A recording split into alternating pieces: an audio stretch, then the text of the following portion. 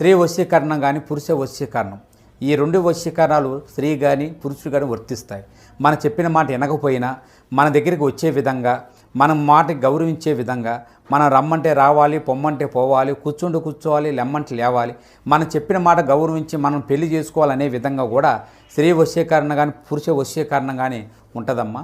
ఈ వశీకరణం అనేది వాళ్ళకి ఏ విధంగా ఎవరి గురించి మనం చేయాలనుకుంటున్నామో వాళ్ళ పేరు మీద కూడా ఆ వశీకరణం పట్టుకొని ఆ మంత్రం ఒకటి చెప్తాను.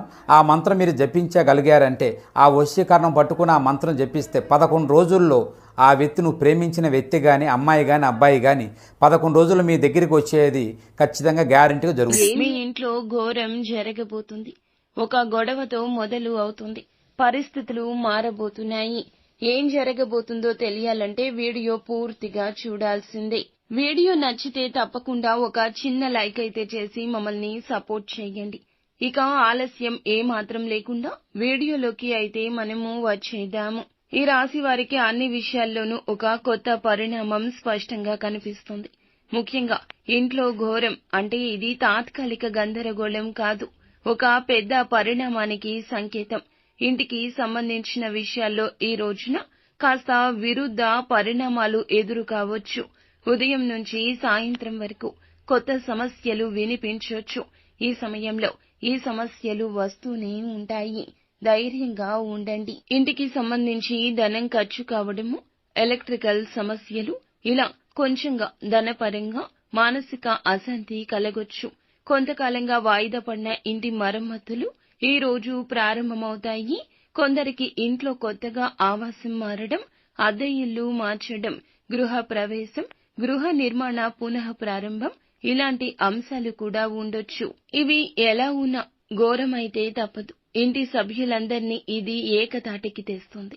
ఈ సమయంలో కొందరు బంధువులు మీ ఇంటికి అకస్మాత్తుగా రాకపోకలు చేయొచ్చు. ఊహించని అతిథులు రావచ్చు. పాత బంధాలతో తగాదాలు జరగొచ్చు. మీ ఇంట్లో పాత బంధువులతో ఇబ్బందులు కూడా కలగొచ్చు. ఆస్తి గురించి బంధువులతో మాట్లాడుకోవడం లాంటి పనులుంటాయి.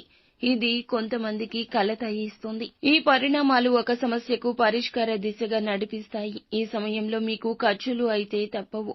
చిన్న చిన్న రిపేర్లు, కొత్త వస్తువులు కొనడము, ఇంటికి సంబంధించి డాక్యుమెంట్లు జాగ్రత్త పెట్టుకోవాల్సి రావచ్చు. ఈ సమయంలో ఖర్చులు అయితే ఒక్కసారిగా పెరుగుతాయి, కానీ ఆ ఖర్చు తరువాత సంతృప్తి కలుగుతుంది.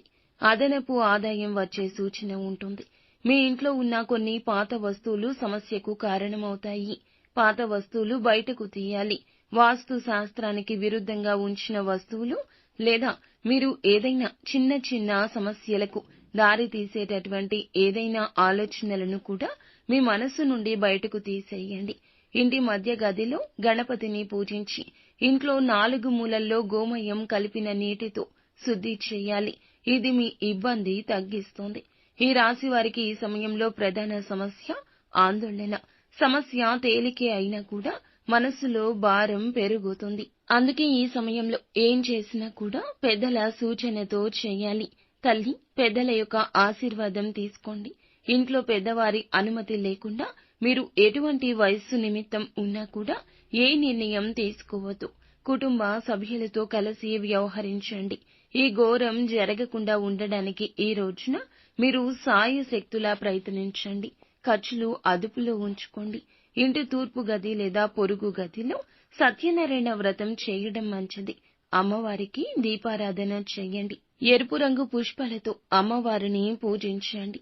ఈ రోజు పాత పరిచయాలు, పాత బంధాలు మళ్లీ గుర్తుకు వచ్చే అవకాశం ఉంటుంది. ఆస్తి, డాక్యుమెంట్లు, ఇల్లుకు సంబంధించి లీగల్ సమస్యలు కూడా ఎదురు కావచ్చు. వాదనలు ఈ రోజు కుటుంబ సభ్యులతో జరగొచ్చు.